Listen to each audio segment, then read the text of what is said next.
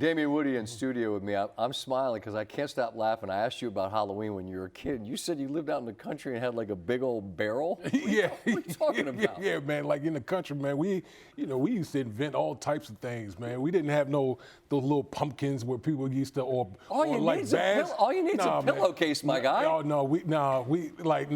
from the country, man. We did things a little different out there. Were you like me that, like, for me as a little kid, it was like my birthday and Christmas were at the top of the list, and then Halloween was basically right behind it. I mean, it was right there. Right? Right there, and Thanksgiving for me because I love to eat. Oh, see, I love to eat. Yeah, I'm talking to a big fella here.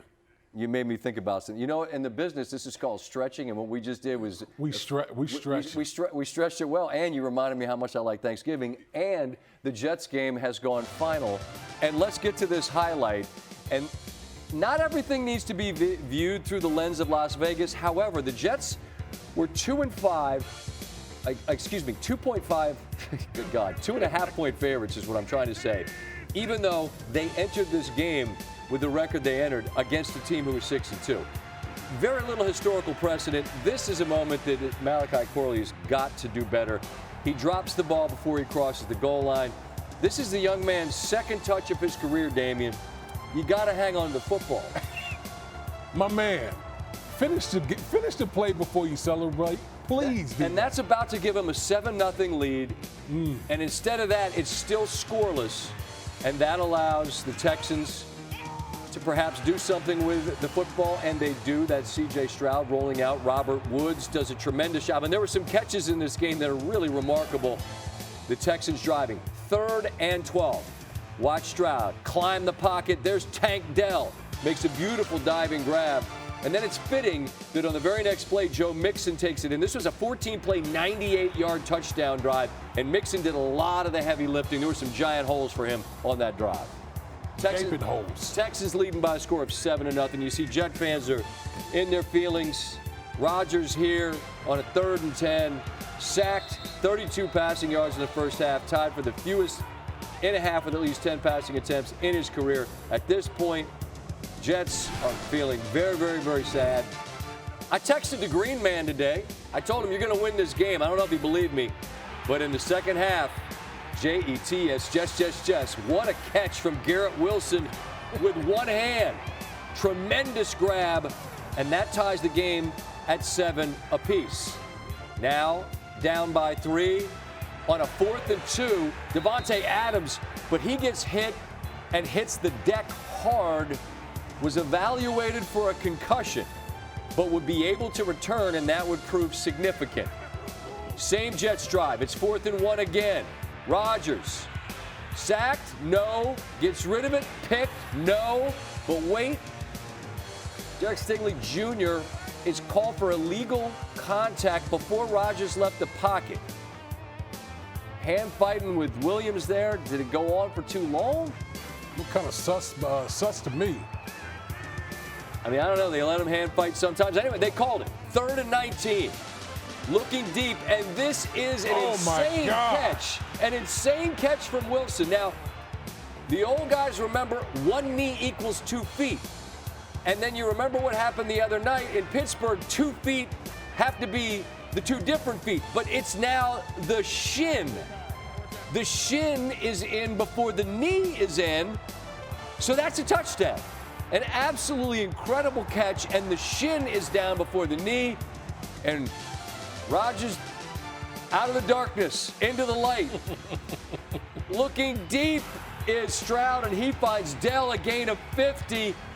And Tank coming up big in the absence of Diggs. And Nico, someone needs to step forward. He did. 14-10, the Jets defense holds. It's a field goal from Kaimi Fairbairn. It's good, but Eric Watts has called for unnecessary roughness to the snapper. Okay? Texans offense comes on the field. Take the points off. Let's try to get 6 and take the lead. Stroud on 3rd and 7. Airmails John Michie. And now it's Fairbairn, who's already hit from 43. He's one of the best kickers in the NFL, but he hooks it off the upright. And the Jets continue to lead. Can they go on that 4-minute drive that you hear talked about in the NFL? Exhaust the clock. 3rd and 3, guess who? He's back on the field, and it's Davante Adams. I'm going to ask you about this in a minute, Damien. We'll get into his contribution in this whole game, but then down 11 in a game where the Jets defense had done its job and largely held Stroud and this Texans offense at bay. They're looking for Tank Dell, and there a late flag comes in. Isaiah Oliver hits Dell a little early. Drive continues. Stroud on 4th and 2. You said this was open all night? All night. Well, he took advantage of it here. 2 timeouts left. You need 2 scores. So 3rd and 10. Completion to Woods, out of bounds, first down. But at some point, you've only got so much clock. They don't use much of it. 2nd and goal. The sack from Quinnen Williams. And the timeout is called. A field goal is made because you're going to have to score twice, which means you got to take that 3, try the onside kick. They don't get it, as it is Adams who squeezes it. And the Jets, who were favored to win this game over the 6-2 team at 2-6, they won. Well, what do you know? Funny how that works. I told you, Greeny. Damien, let's just be honest with America. You and I were sitting upstairs when the Jets were behind, and I think it was me that said, they stink. Yeah. Because for most of this year, they've not been good. Did they find something that is sustainable? Is there something beyond this, or do we just sit in this right now and say, let them have this night because they won this game? I think it's the latter. Let them have this night. 5 straight games. And you're right, in the first half, I was ready to okay, do we even have to talk about this game? Tear it down. Tear it all down, blow it up. Uh-huh. But in the second half, something happened, mainly Garrett Wilson. Yeah. Couple spectacular catches by Garrett Wilson, and then obviously Aaron Rodgers finishing it off with his old buddy Davante Adams. That's the key right there, isn't it? That connection, and you see, and you see just that look that Rodgers gives him. Those two, and it's hand signals, and they're on the same pages on a 4th down, and then that 3rd and 3 that they get 6 on. I mean, Wilson's a superstar, but the Adams-Rodgers sort of relationship I felt like was evident tonight. I think it was big for them to kind of finish the game that way. Remember, very first play of the game, Davante Adams had the cornerback beat on a double move. Yep. Rodgers overthrew him. Yep. And you're just sitting there wondering, okay, when are these guys going to get in the rhythm? Mm-hmm. You know, we've been talking about since the trade, these guys played, all these years and had all this success in Green Bay, but it hasn't materialized with the Jets yet. Mm-hmm. And for them to finish the second half and have that touchdown, I think that's something for them to build off on. I mean, they needed a win in the worst possible way. You've lived through the highest highs in the league, and you've been on the wrong side of it as well. When you get a win like this at 2-6 as the calendar turns to November, it is just tonight. But in the room, are dudes trying to convince themselves, all right, here we go? Absolutely. They needed this from a psychological standpoint. Yeah. They needed this in the worst way. I mean, you're playing in the New York media market. All you hear all day, every day is you stink, you're trash, you're terrible, and you come out in front of a national audience and you find a way to win a football game. That's what players do. Players always want to look to the glass half full, say, okay, we got to win, we got a mini bye. Now let's see what we can do after this. Look, and I know, and I kid with Greeny, but I get it. You start looking at the schedule. You don't have to squint too hard to convince yourself they could beat some of these teams. But with respect, I could see them losing all these games too. I don't know how you can convince yourself. One game at a time. Okay, fine. One game. They're in no position to eyeball the schedule. It's we can get this way. No. Hey, I'm not the guy that was upstairs telling you they stunk, who's going to try to tell you they're going to the Super Bowl. But look, they were much better in the second half. But you and I also were talking about this. From Houston's perspective, the good news for them is they live in the right neighborhood because that division is not great. Right.